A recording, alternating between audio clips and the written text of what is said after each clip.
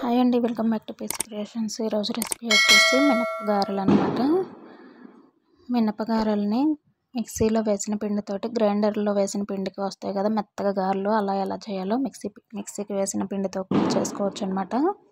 అది ఎలాగో చూపిపోతున్నాను టిప్స్తో సహా. వీడియో స్కిప్ చేయకుండా చివరి వరకు చూడండి. అలా చేశారనుకో గ్రైండర్ అవసరం లేదు. అందరికీ గ్రైండర్ ఉండొచ్చు లేకపోవచ్చు కదా. మిక్సీలో వేసినా కూడా పైన క్రిస్పీగా లోపల స్పాంజీలాగా అయితే ఉంటాయన్నమాట. దానికోసం అయితే నేను ఇక్కడ ఒక గ్లాస్ మినపప్పు అయితే తీసుకొని 2-3 సార్లు కడిగేసి నానబెట్టుకున్నాను అనమాట. వీటిని ఈ పప్పులన్నీ 4 నుంచి 5 గంటల సేపు అయితే నానబెట్టుకోవాలి. బాగా 4 గంటల పైన నానాలన్నమాట. కనీసం 3 గంటలైనా నానబెట్టుకోవాలి. ఇక్కడ చూడండి, 4 గంటల తర్వాత అయితే పప్పుల్ని చూపిస్తున్నాను నేను. మధ్యలోకి అంతా పగిలిపోయి ఉన్నాయి కదా, బాగా నానాయి అన్నమాట. అలా నానితే సరిపోతుంది. బాగా నానున్నాయి. ఇప్పుడు వీటిని అయితే బాగా కడుక్కోవాలి. ఇప్పుడు మళ్ళీ ఒకసారి శుభ్రంగా కడుక్కోవాలి. ఇలాగ పిసుకుతూ కడిగామనుకో లోపల మురికి ఏమైనా ఉన్నా కూడా నానాయి కాబట్టి లోపలదంతా వచ్చేస్తుంది. ఇప్పుడు శుభ్రంగా కడిగేసి వాటర్ మొత్తం వంపేయాలి. వాటర్ ఏం లేకుండా ఇలా తీసుకోవాలన్నమాట. ఇప్పుడు వీటిని అయితే నేను ఒక చిన్న మిక్సీ జార్ తీసుకొని దాంట్లోకి అయితే యాడ్ చేసుకుంటున్నాను. మిడిల్ గిన్నెలో కాకుండా చిన్న గిన్నెలోకి అయితే తీసుకున్నాను. పిండి అనేది బాగా గ్రైండ్ అవుతుంది కదా, దీంట్లో అయితే మెత్తగా వస్తుంది. మధ్యలో గిన్నె కన్నా దీంట్లో బాగుంటుందని చెప్పేసి దీంట్లో అయితే వేసుకుంటున్నాను. నిండా వేసుకోకుండా హాఫ్ కన్నా కొంచెం వేసుకోవాలన్నమాట. పిండి తిరిగేటప్పుడు కొంచెం ఇరుగ్గా ఉన్నదనుకో పిండి అనేది సరిగ్గా మెదగదనమాట. అందుకని చెప్పేసి కొన్ని తీసుకున్నాను. ఇప్పుడు కొంచెం వాటర్ కూడా యాడ్ చేసుకొని కొంచెమే యాడ్ చేసుకోవాలి. వాటర్ అయితే ఎక్కువ యాడ్ చేయకూడదు. చూసారు కదా, పిండి అనేది మెత్తగా అయితే గ్రైండ్ చేసేసుకున్నాను. చూసారు కదా ఎంత మెత్తగా అయితే వచ్చిందో. ఇలా మెత్తగా వేసుకోవాలి. ఇప్పుడు దీన్ని అయితే ఇక్కడ గిన్నెలోకి అయితే తీసేసుకుంటున్నాను. చూడండి పిండి అనేది ఎంత మెత్తగా వచ్చిందో, సాఫ్ట్గా ఉంది కదా. ఇప్పుడు ఫస్ట్ స్టెప్ కొద్దిగా పప్పులు అయితే వేసేసి గిన్నెలోకి తీసుకున్నాను కదా. ఇప్పుడైతే కొద్దిగా అల్లము, అలాగే ఒక 2-3 పచ్చిమిర్చి, మనం పిండి వేసే క్వాంటిటీని బట్టి కొద్దిగా జీలకర్ర కూడా వేసుకోవచ్చు. నేను మర్చిపోయాను, వేయలేదు. విడిగా అయినా వేసుకోవచ్చు, ఇక్కడ మిక్సీలో అయినా వేసుకోవచ్చు అనమాట. జీలకర్రని చూసారు కదా మెత్తగా పేస్ట్ చేసేసాను. ఇప్పుడు దీంట్లోకి మళ్ళీ కొన్ని పప్పులను అయితే యాడ్ చేసుకొని గ్రైండ్ చేసుకుంటాను. లేదంటే ముందైనా వేసుకోవచ్చు. అల్లము పచ్చిమిర్చి గ్రైండర్లో వేసే పని అయితే ముందే వేసుకుంటాం కదా, మిక్సీలో కూడా ముందే వేసుకోవచ్చు. నేనైతే ఇప్పుడు వేసుకుంటున్నాను. ఇంకా ఇలా కూడా వేసుకోవచ్చు. జీలకర్ర కూడా వేసుకోవచ్చు అనమాట. దీంట్లో మామూలుగా అయినా వేసుకోవచ్చు, ఇలాగైనా వేసుకోవచ్చు. మిక్సీకి వేసుకున్నాం అనుకో పిండిలో కలుస్తుంది, టేస్ట్ బాగుంటుంది. ఇప్పుడు సెకండ్ ట్రిప్ కూడా పిండి వేసేసాను. చూసారు కదా, దీన్ని కూడా చాలా సాఫ్ట్గా వేసుకున్నాను. కొంచెం వాటర్ యాడ్ చేసుకోవాలి. ఎక్కువ యాడ్ చేసుకోమనుకో పలచగా అయిపోతుంది కదా, గారెలు అనేవి రావన్నమాట. ఒకవేళ పలచగా అయినా కూడా గారెలు ఎలా చేయాలనేది చూపిస్తాను. ఈ వీడియో స్కిప్ చేయకుండా చివరి వరకు చూడండి. ఒకవేళ ఆయిల్ పీల్చుకుంటున్నా, ఒక్కొక్కసారి ఆయిల్ పీల్చుకుంటున్నాయి అని అంటారు కదా, ఆ టైంలో కూడా ఆయిల్ పీల్చకుండా చేసుకోవచ్చు అనమాట. పిండి పలచగా అయినా కూడా చేసుకోవచ్చు. ఎలా చేయాలో అనేది చూపిస్తాను. వీడియో స్కిప్ చేయకుండా చివరి వరకు చూసారనుకో. ఇప్పుడు నెక్స్ట్ టైం కూడా పిండి దీంట్లో అయితే యాడ్ చేసుకున్నాను కదా. ఇంకా ఎన్ని పప్పులు ఉన్నాయో ఆ మిగతా పప్పులను కూడా ఇలాగే యాడ్ చేసేసి మొత్తం అయితే గిన్నెలోకి తీసుకున్నాను కదా. చూసారు కదా ఇలాగా. ఇప్పుడు దీంట్లోకి టేస్ట్కి సరిపడా సాల్ట్ యాడ్ చేసుకోవాలి.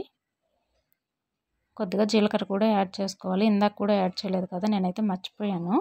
మీరు ఇప్పుడైనా యాడ్ చేసుకోవచ్చు, ఇందాక గ్రైండర్లో అయినా యాడ్ చేసుకోవచ్చు. ఉప్పు కరగడానికి అయితే కొద్దిగా వాటర్ యాడ్ చేశాను నేను.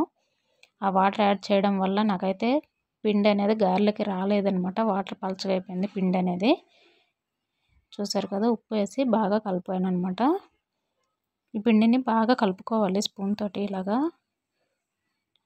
ఇలాగ పిండి కలపడంలోనే ఉందన్నమాట గారెలు వచ్చేదాన్ని బట్టి. ఈ పిండి కలిపేదాన్ని బట్టే గారెలు వస్తాయి. మెత్తగా కావాలంటే మెత్తగానో గట్టిగానో అనేది. చూడండి, స్పూన్ నుంచి అయితే వేరైపోతుంది పిండి. చూసారు కదా, స్పూన్కి అంటుకోకుండా ఇలాగా. అలాగే ఇక్కడ ఇంకోటి అయితే చూపిస్తాను చూడండి. ఈ పిండిని అయితే కొద్దిగా వాటర్ తీసుకొని వాటర్లో వేస్తున్నాను. చూడండి, వాటర్లో వేయగానే పైకి తేలుతుంది కదా పిండి అనేది. చూసారు కదా, ఇలా ఉంటే గారెలు అనేవి మెత్తగా దూదిలాగా వస్తాయన్నమాట. అస్సలు మునగట్లేదు చూడండి, పిండి బాగా పైకి వచ్చేసింది. ఇప్పుడు ఆయిల్ అయితే పెట్టేసుకొని ఆయిల్ హీట్ అయిన తర్వాత గారెలకి పిండి వస్తుందా లేదా ఒకసారి ట్రైలో వేసాను చూడండి. గారెకి అనేది అస్సలు రావట్లేదు, బాగా పలచగా అయిపోయింది కదా పిండి. చూసారు కదా, అసలు గారెకి రావట్లేదు కదా. ఇప్పుడు దీంట్లో అయితే కొద్దిగా ఇడ్లీ రవ్వ అయితే యాడ్ చేసుకుంటున్నాను. చూడండి, ఒక 3-4 స్పూన్లు అయితే యాడ్ చేసుకున్నాను. బాగా పలచగా అయిపోయింది కదా, అస్సలు రావట్లేదు కదా. ఇప్పుడు మొత్తం బాగా కలుపుకున్న తర్వాత ఇప్పుడు చూడండి చేతికైతే బాగా వస్తుంది. చూసారు కదా, చేతికి కూడా అంటుకోకుండా ఎంత బాగా వస్తుందో. ఇప్పుడు మీకు ఎలా అలవాటైతే అలాగా గారెలని ఒత్తుకొని రౌండ్గా గుండ్రంగా ఒత్తుకున్నాం అనుకో, చేతిలోనే ఇలా చేసుకున్నాం అనుకో గుండ్రంగా వస్తాయి అన్నమాట. ఆయిల్ హీట్ అయిన తర్వాత మంటను మీడియం ఫ్లేమ్లో పెట్టుకొని ఇలాగా ఒక్కొక్కటి స్లోగా ఆయిల్లో వేసుకున్నాం అనుకో గారెలు అనేవి పర్ఫెక్ట్గా వస్తాయి. ఆయిల్లో వేసేటప్పుడు జాగ్రత్తగా వేసుకోండి. ఇలాగా వెంటనే తిప్పేయకుండా వేసిన వెంటనే ఆయిల్లో కొంచెం సైడ్ అయితే కాలుతుంది. చూసారు కదా, ఇప్పుడు నేను తిప్పుతున్నాను.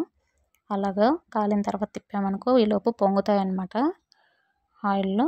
అప్పుడు లోపల ఫ్లఫీగా పైన క్రిస్పీగా అయితే వస్తాయి. ఇడ్లీ రవ్వ వేసినా కూడా క్రిస్పీగానే ఉంటాయి. ఆయిల్ అస్సలు పీల్చవన్నమాట. పిండి ఒకవేళ పలచగా అయినా అలాగే ఆయిల్ పీల్చేటప్పుడైనా సరే ఇలాగ ఇడ్లీ రవ్వ యాడ్ చేసి ట్రై చేయండి. అస్సలు ఆయిల్ పీల్చవు. అలాగే పిండి కూడా పలచగా అయినప్పుడైతే గారెలు పర్ఫెక్ట్గా వస్తాయి. చూసారు కదా, గారెలు అయితే పైన క్రిస్పీగా లోపల ఫ్లఫీగా అయితే ఉన్నాయి కదా, చూస్తుంటేనే అర్థమైపోతుంది. ఇప్పుడు వీటిని అయితే దేవుడికి ప్రసాదంకి పక్కన పెట్టేశాను అనమాట. శ్రావణ మాసం, నవరాత్రులు, వినాయక చవితి ఇలా వస్తున్నాయి కదా, ఇంకా ప్రసాదానికి అయితే ఇలా చేసేయండి. గారెలు ఈజీగా రెడీ అయిపోతాయి. ఇప్పుడు వీటిని అయితే ఒకవేళ దేవుడికి పెట్టాలి అనుకున్నప్పుడు ప్రసాదానికి ఇలాగ పక్కన పెట్టేసుకొని మనం తినాలి అనుకున్నప్పుడు సపరేట్గా ఇక్కడ మళ్ళీ మనకు కావాలి చేసుకోవాలి అనుకుంటే దేవుడికి కాకుండా సపరేట్గా మనకైతే కొద్దిగా జీలకర్ర, కరివేపాకు, ఇందాక మర్చిపోయాను కదా జీలకర్ర, అందుకని ఇప్పుడు యాడ్ చేసుకుంటున్నాను. కొద్దిగా కొత్తిమీర, ఉల్లిపాయ ఇవన్నీ ఒకసారి వేసుకొని బాగా కలిపేసి సేమ్ ఇందాక గారెలు వేసుకున్నాం కదా అలాగే వేసేసుకొని ఆయిల్లో క్రిస్పీగా ఫ్రై చేసుకొని తీసేసుకుంటే సరిపోతుంది. అంతేనండి, చిన్న చిన్న టిప్స్ పాటిస్తూ చేసామనుకో ఫస్ట్ టైం ట్రై చేసే వాళ్ళు కూడా ఈజీగా చేసేయచ్చు అనమాట. ఇలా చేస్తే వీడియో నచ్చితే లైక్, షేర్, కామెంట్ చేయండి. అలాగే మన ఛానల్ ఫస్ట్ టైం చూస్తున్నట్లయితే సబ్స్క్రైబ్ చేసుకోండి.